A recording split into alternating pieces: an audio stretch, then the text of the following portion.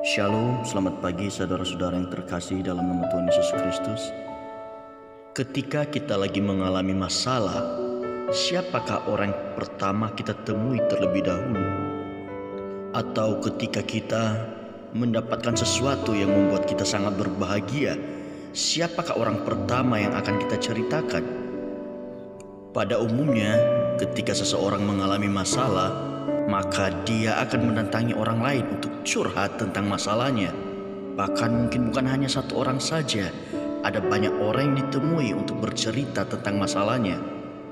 Tetapi hal itu tidak membuat masalah yang dihadapi bisa selesai, tidak dapat memberikan solusi terhadap apa yang dialami. Ataupun ketika kita lagi senang karena mendapatkan sesuatu, biasanya kita akan cenderung bercerita kepada orang-orang di dekat kita. Tetapi sadarkah saudara, kepada siapakah kita harus bercerita dan curhat tentang apa yang kita alami, baik atau buruknya keadaan yang kita lewati? Saudara yang terkasih dalam nama Tuhan Yesus Kristus, pribadi pertama yang harus kita datangi ketika kita lagi senang ataupun sebaliknya kita lagi di dalam masalah adalah Tuhan kita Yesus Kristus. Saudara, Tuhan Yesus Kristus harus menjadi tempat pertama bagi kita untuk bercerita tentang kehidupan kita, baik atau buruknya keadaan yang sedang kita alami. Karena kita percaya apapun yang terjadi di dalam kehidupan kita, semuanya di dalam kendali Tuhan. Dan ketika kita berharap penuh kepada Tuhan, Tuhan turut bekerja di dalam mendatangkan segala kebaikan di dalam kehidupan kita.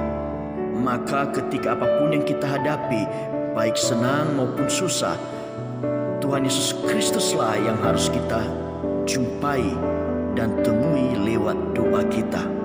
Kita dapat bercerita kepada Tuhan kita Yesus Kristus lewat doa-doa kita. Berdoa adalah cara kita menemui Tuhan dan berkomunikasi dengan Tuhan tentang apa yang sedang kita alami. 1 Tesalonika 5 ayat ke-17 tertulis, "Tetaplah berdoa." Kenapa kita harus tetap berdoa? Pertama, karena lewat doa kita dapat berkomunikasi dengan Tuhan.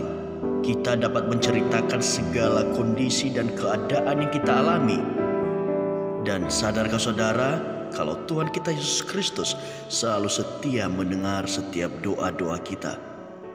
Yang kedua, ketika kita berdoa, maka Tuhan akan menjawab doa kita tepat pada waktunya, tidak terlalu cepat, tidak terlalu lambat, tetapi tepat pada waktunya.